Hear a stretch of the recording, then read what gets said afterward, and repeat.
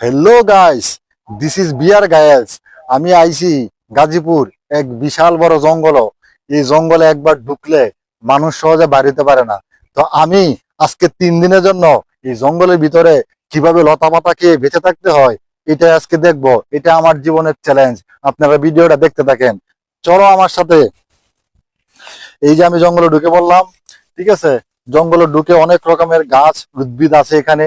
এই যে মনে করেন যে বাঁশের পাতা, কচু পাতা, ওমা এটা চুত্রা পাতা।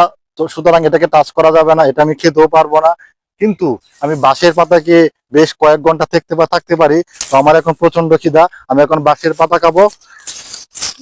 দেন এখানে দেখা যাচ্ছে কড়ই গাছ তো খাওয়া যেতে পারে, যদিও এটা সমস্যা না, আমার পেটে হজম শক্তি বাড়াবে।